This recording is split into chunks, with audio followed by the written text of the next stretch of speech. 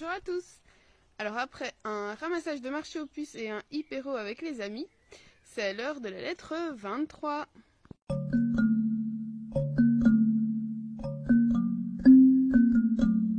Sénèque commence sa lettre en disant à Lucilius ne compte pas sur moi pour parler de la pluie ou du beau temps, de l'hiver qui rallonge ou du printemps qui s'annonce, comme ces gens qui ne savent pas quoi se dire et qui parlent de la pluie et du beau temps.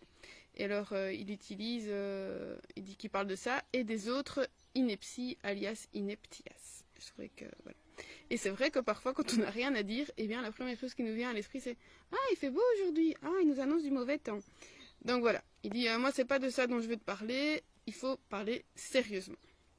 Et donc il lui dit ici directement quelle est la base et le point culminant de la sagesse. C'est de ne pas se réjouir de choses vaines. Il dit il parvient au sommet celui qui ne remet pas son bonheur dans le pouvoir d'un autre. Et donc le premier devoir de Lucilius, c'est d'apprendre à se réjouir, à gaudere en latin. Alors ça m'a fait penser à une petite dédicace à mes amis qui ont fait leurs études avec moi au Gaudeamus igitur, dum iuene sumus. Je ne vais pas le chanter, mais voilà. Donc gaudere, c'est vraiment se réjouir, être en joie.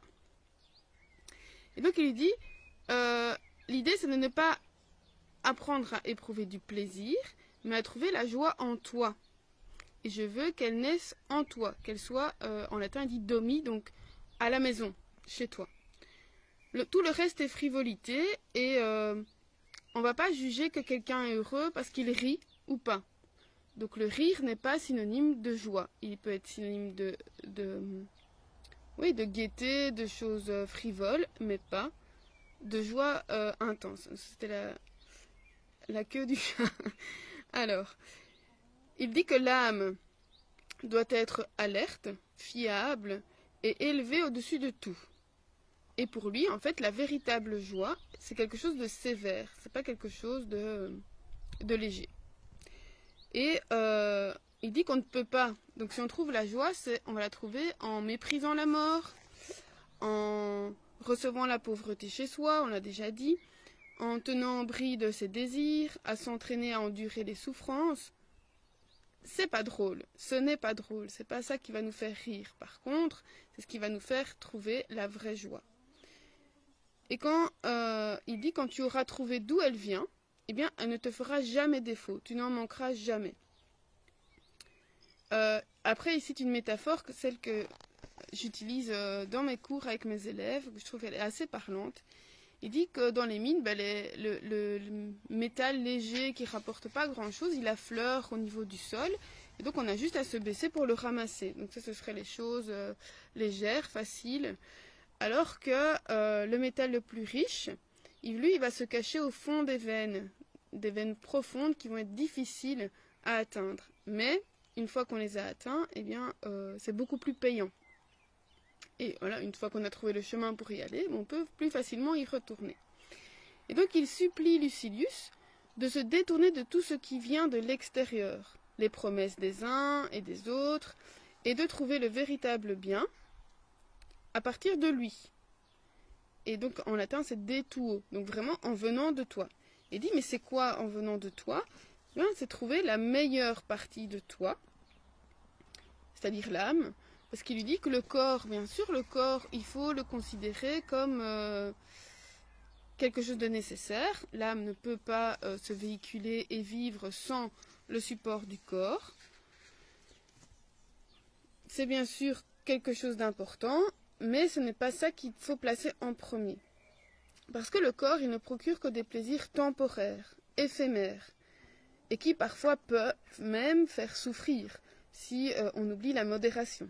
On peut penser à si on boit trop, si on mange trop, enfin voilà, dès qu'on va être dans l'excès, en fait, le plaisir va se retourner contre nous, et donc ce qu'on recherchait de positif va se retourner en négatif. Et donc, il dit, voilà, le corps n'apportera que des plaisirs éphémères et temporaires. Il faut donc rechercher le vrai bien.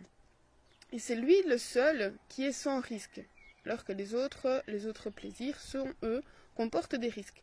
Et d'ailleurs, on retrouve même cette idée chez les épicuriens qui disent que voilà, il faut tempérer, il faut réfléchir, il faut mettre dans la balance les bénéfices et les risques. Alors, le vrai bien, il lui dit, tu le trouveras, donc à partir de toi, dans ta bonne conscience, dans tes décisions honnêtes, dans des actions droites, et par le mépris des choses fortuites. Parfois, on dit qu'on a le sentiment du devoir bien fait. Et donc, c'est cette joie-là que Sénèque recherche. Il cherche une vie placide. Donc, placide, c'est vraiment calme, sereine, et qui ne foule qu'un seul chemin.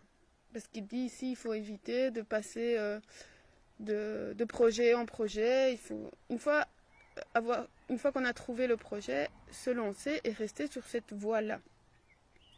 Il faut savoir où on va et ne pas se laisser porter par les flots, soit au hasard ou voilà, parce que c'est confortable et qu'on se laisse flotter doucement. Il faut avoir un point en ligne de mire.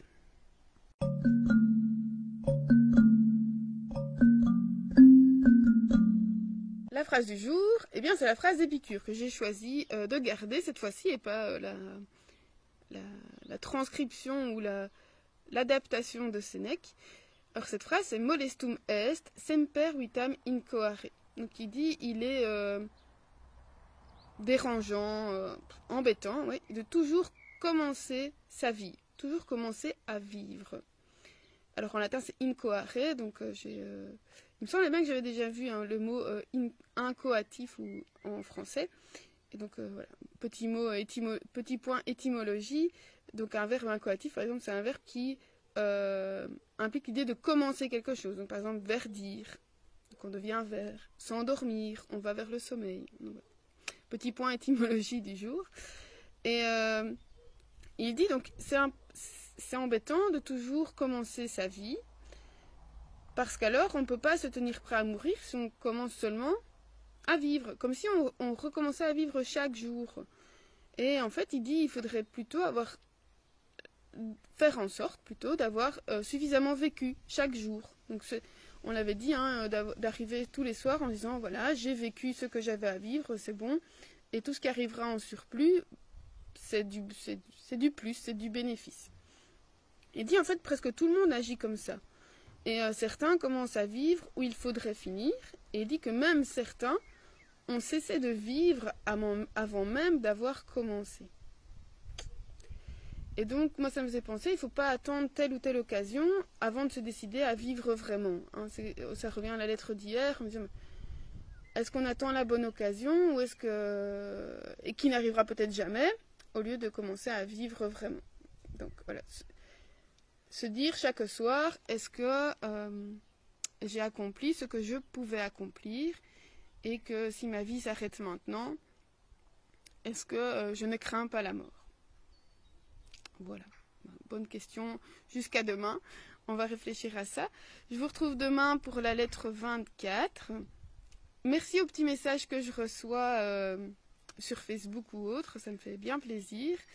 Et de pouvoir discuter comme ça avec vous et d'avoir des retours. Donc on se retrouve demain. D'ici là, portez-vous bien ou à l'été.